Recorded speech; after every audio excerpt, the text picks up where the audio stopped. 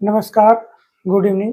एक बार फिर से आप सभी का स्वागत है हमारे YouTube channel SN coaching classes में। तो आज का जो हमारा टॉपिक होने वाला है वह है क्लास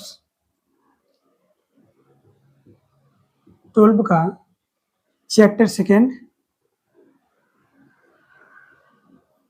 जो कि है मानव जनन। क्या है? मानव जनन। ठीक है, इसको कहा जाता है ह्यूमन रिप्रोडक्शन। Human reproduction. तो मानव जनन होता कैसे है, पहले इसके बारे में समझते हैं। ठीक है, देखिए, तो मानव में लैंगिक जनन होगा कैसे? ठीक है, पहला टॉपिक तो हमारा यही बनता है कि मानव में जो जनन होगा वह होता है लैंगिक जनन। आखिर लैंगिक जनन होता कैसे है, इसके बारे में समझते हैं। ठीक है, देखिए, क्या होता है कि जो मानव होता है ये पृथ्वी का सबसे विकसित प्राणी होता है। कैसा प्राणी है? ये पृथ्वी का सबसे विकसित प्राणी है। यह केवल और केवल लैंगिक जनन द्वारा अपनी संख्या बढ़ाएगा। कौन से जनन के द्वारा? लैंगिक जनन के द्वारा। ठीक है, इनमें अलैंगिक जनन नहीं होगा, इनमें अलैंगिक जनन नहीं होता है। तो पहले आप लोग लैंगिक जनन और अलैंगिक जनन के बारे में समझिए। लैंगिक जनन क्या होता है? लैंगिक जनन के लिए इनमें दो अलग अलग जीवों की आवश्यकता होती है। मतलब दो अलग अलग लिंग के जीवों की आवश्यकता होगी। एक होगा एक मेल, दूसरा क्या होगा? फीमेल होगी। ठीक है, लेकिन अलैंगिक जनन में क्या होता है? अलैंगिक जनन में किसी एक जनक के द्वारा, चाहे नर हो मतलब मेल हो या फिर फीमेल हो, ठीक है, उसके द्वारा अगर नई संतानें बन जा रही हैं इसे हम अलैंगिक जनन कहेंगे। और लैंगिक जनन में क्या होगा कि इसमें एक मेल होना चाहिए और एक फीमेल होना चाहिए। सेम कंडीशन मानव के लिए भी यही अप्लाई होता है। मानव में भी एक मेल होना चाहिए और एक फीमेल होना चाहिए। तब भैया क्या करेंगे, दोनों निषेचन कराएंगे, निषेचन करके भैया बनाएंगे क्या? नई संतानें बनाएंगे। ठीक है, इसके बाद हम बात करते हैं जो मानव होता है। मानव में नर जन्नांग जो होगा वह वृषण के रूप में होगा। किसके रूप में होगा? वृषण। वृषण को हम लोग टेस्टिस कहते हैं। ठीक, और जो मादा जन्नांग होती है वह होती है किसके रूप में? वह होती है अंडाशय के रूप में। किसके रूप में होती है? अंडाशय, जिसको कहा जाता है ओवरी। ठीक, जो वृषण होगा, वृषण बनाएगा क्या? शुक्राणु। क्या बनाएगा? शुक्राणु, स्पर्म। और दूसरा ये जो ओवरी होती है अंडाशय, ये क्या बनाएगी? अंडाणु, जिसको कहा जाता है ओवम। अब यही शुक्राणु और यह अंडाणु, इन्हीं दोनों के संलयन की क्रिया को हम कहते हैं निषेचन। जब शुक्राणु, स्पर्म और ओवम, अंडाणु दोनों आपस में मिलेंगे, फ्यूजन करेंगे, तो यहाँ पे होगा, बनेगा क्या भैया? जाइगोट। इस प्रक्रिया को हम क्या कहते हैं? निषेचन, फर्टिलाइजेशन। ठीक है, तो फर्टिलाइजेशन निषेचन की प्रक्रिया के दौरान इनमें क्या बनेगा? जाइगोट बनेगा। जाइगोट मतलब युग्मनज। क्या बनेगा? युग्मनज। युग्मनज से ही क्या होगा? इसमें धीरे धीरे वृद्धि करेगी, विभाजन होगा, और विभाजन होकर क्या बनाएगी? नया बच्चा बनना है। ठीक है, तो नए बच्चे का निर्माण होता है किसके दौरान? ये जो स्पर्म और ओवम होता है, ये दोनों क्या करेंगे? फर्टिलाइज करेंगे, निषेचन करेंगे। ठीक है, और निषेचन के फलस्वरूप क्या बनता है? युग्मनज या बच्चे का विकास होता है। ठीक है, अब इसमें देखिएगा, ये जो मानव होते हैं, ठीक है, मानव बच्चे को जन्म देते हैं। ठीक है, यह अंडा देने वाला प्राणी है नहीं, ये क्या देगा? बच्चे को जन्म देता है। पूरी तरीके से मतलब ये कह सकते हो कि विकसित बच्चे को जन्म देता है। इसलिए इसको हम क्या कहते हैं? जरायुज कहते हैं। क्या कहते हैं? जरायुज प्राणी कहा जाता है। ठीक है, एक ऐसे जीवों को जन्म देगा, विकसित बच्चे को जन्म देता है, इसलिए इसको क्या कहते हैं? जरायुज या वीवी पैरस। ठीक, क्या कहेंगे? वीवी पैरस कहा जाता है, क्योंकि यह परिपक्व या विकसित बच्चे को जन्म देता है, इसलिए इसको क्या कहते हैं हम लोग? जरायुज कहते हैं। क्लियर? चलिए आगे देखते हैं हम लोग। अगला टॉपिक हमारा क्या है? कि मानव में जनन के चरण, स्टेप्स ऑफ ह्यूमन रिप्रोडक्शन। आखिर जब मानव में जनन होता है कौन कौन से स्टेप से होगा उसको हम देखते हैं। तो पहला स्टेप हमारा क्या है, युग्मक जनन, जिसको कहते हैं गैमेटोजेनेसिस। युग्मक जनन क्या होता है, नर युग्मक शुक्राणु, ठीक, और जो मादा युग्मक होती है वो होती है अंडाणु। नर युग्मक शुक्राणु और मादा युग्मक अंडाणु, इन दोनों के बनने की जो प्रक्रिया होती है इसे हम क्या कहते हैं, युग्मक जनन कहते हैं। तो यहाँ पे इनका फॉर्मेशन या निर्माण होता है। सीधा हम कह सकते हैं नर युग्मक शुक्राणु और मादा युग्मक अंडाणु के बनने की प्रक्रिया या निर्माण होने की प्रक्रिया क्या कहलाती है, युग्मक जनन कहलाती है। युग्मक जनन हो गया मतलब नर में शुक्राणु बन गया और मादा में अंडाणु बन गया। ये दोनों प्रक्रिया दोनों अलग अलग शरीर में हो रही है, एक नर और एक मादा में।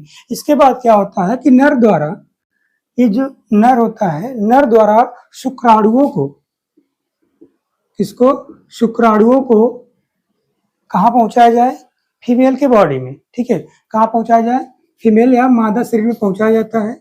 इसे हम कहते हैं भैया मादा शरीर में पहुंचाने की जो प्रक्रिया होती है इसे हम क्या कहते हैं, वीर्यसेचन, इंसेमिनेशन कहा जाता है। क्या कहा जाता है, वीर्यसेचन या इंसेमिनेशन कहा जाता है। तो नर शुक्राणु बना लिया, मादा अंडाणु बना ली, ठीक। इसके बाद नर द्वारा जो शुक्राणु होता है, इस शुक्राणु को मादा के शरीर में पहुंचाने की जो प्रक्रिया होती है वह क्या कहलाती है, वीर्यसेचन, इंसेमिनेशन। अब इसके बाद क्या होता है, नर ने अपने शुक्राणु को फीमेल के शरीर में पहुंचा दिया। पहुंचाने के बाद क्या होगा कि जो शुक्राणु आया होगा ये अंडाणु के साथ मिलेगा, ठीक है। तो शुक्राणु तथा अंडाणु, शुक्राणु तथा अंडाणु की जो संलयन की क्रिया होती है, इन दोनों के संलयन की जो क्रिया होगी इससे हम क्या कहते हैं, निषेचन, फर्टिलाइजेशन कहेंगे। क्या कहेंगे, निषेचन। पहले क्या हुआ, नर और मादा दोनों लोग मिलकर शुक्राणु या अंडाणु जो भी था दोनों अलग अलग बना लिए, ठीक है।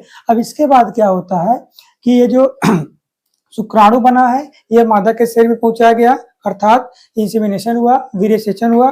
अब इसके बाद जो शुक्राणु पहुंचाया गया है यह मादा के अंडाणु के साथ क्या करेगा, संलयन करता है। संलयन करेगा तो क्या बनेगा, युग्मनज। क्या बनाएगा, युग्मनज, जिसको कहते हैं हम लोग जायगोट। क्या कहते हैं, जायगोट। तो यह बन गया युग्मनज। इस प्रक्रिया को हम क्या कहते हैं, फर्टिलाइजेशन या निषेचन कहा जाता है, ठीक है। अब निषेचन हो गया, निषेचन के बाद जो युग्मनज बना है, क्या बना है, युग्मनज। इस युग्मनज में होने वाले बार बार समसूत्री विभाजन, समसूत्री, जिसको कहते हैं माइटोसिस। क्या कहा जाता है, माइटोसिस। समसूत्री विभाजन को हम क्या कहते हैं, विदलन कहते हैं। बात समझिएगा, समसूत्री में क्या होती है, एक कोशिका होगी, एक कोशिका से दो कोशिकाएं बनेंगी और दोनों में गुणसूत्रों की संख्या जो मदर सेल होती है उसी के बराबर होती है, ठीक है। इसे क्या क्या कहा जाता है, समसूत्री। और अर्धसूत्री में क्या होता है, एक कोशिका से चार कोशिकाएं बनेंगी। ध्यान देखिए, एक कोशिका से चार कोशिकाएं बनी और चारों में गुणसूत्रों की संख्या अगर यहाँ पे 2n है तो यहाँ पे हो जाएगी n, मतलब मदर सेल की आधी हो गई। एक कोशिका से चार कोशिकाएं बनी और चारों कैसी हो गई, मदर सेल की आधी, ठीक। इसे कहेंगे अर्धसूत्री। क्या कहेंगे, अर्धसूत्री। मियोसिस बोला जाता है। क्या बोला जाता है, मियोसिस।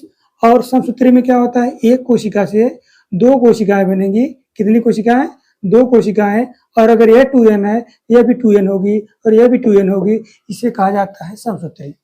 मतलब एक कोशिका से अगर दो कोशिकाएं बन रही हैं और दोनों में गुणसूत्रों की संख्या सेम हो, बराबर हो, जितना कि मदर सेल में है, मातृ कोशिका में है, ठीक है, उसे क्या कहेंगे, समसूत्री। अगर एक से चार बन रही है, चारों में गुणसूत्रों की संख्या आधी हो जाती है, मदर सेल की आधी हो जाती है, उसे कहेंगे अर्धसूत्री। क्लियर है। अब देखिए, अब यहाँ पे क्या होता है कि एक सेल था आपका जायगोट। अब जायगोट में बार बार विभाजन से क्या हो गया भैया, किसमें बन गया, यह धीरे धीरे जो जायगोट था वो बनाएगा भ्रूण। क्या बनाएगा, भ्रूण। मतलब इसमें बार बार समसूत्री विभाजन कराएंगे, एक सेल से दो सेल, 2 से 4, 4 से 8, 8 से 16, 32, 64 ऐसे ढेर सारा होता हुआ विभाजन करता हुआ चला जाएगा, ठीक है। इस प्रक्रिया के हमने बोल दिया विदलन।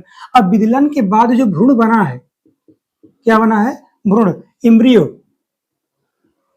ठीक है। अब इस एम्ब्रियो को हमें क्या करना होगा, गर्भाशय में रोपित करना होगा, अर्थात मतलब ये ऑटोमेटिक होती है, हम तो करवाएंगे नहीं ऐसा कुछ क्रिया बाहर से, ठीक है। तो यह क्या होगा कि यह जो भ्रूण बना है, इस भ्रूण को गर्भाशय की जो भित्ति होती है, गर्भाशय की भित्ति या कह सकते हो आंतरिक भित्ति, गर्भाशय की जो आंतरिक भित्ति होती है उसे क्या कहा जाता है, इंडोमेट्रियम, ठीक है। तो इंडोमेट्रियम या कह सकते हैं गर्भाशय की भित्ति के द्वारा जो जुड़ने की प्रक्रिया होती है उसको कहते हैं अंतररोपण। क्या कहेंगे, अंतररोपण। अंतररोपण में क्या हुआ कि विदलन के फलस्वरूप बने हुए एम्ब्रियो या जो आपका बना है भ्रूण, इसको गर्भाशय की भित्ति से जुड़ने की जो प्रक्रिया होती है उसे क्या कहा जाता है, उसे अंतररोपण कहा जाता है। अब अंतररोपण के बाद क्या होगा, वैसा तो है नहीं कि नहीं जुड़ गया गर्भाशय तो ऑटोमेटिक सब कुछ हो जाएगा, नहीं।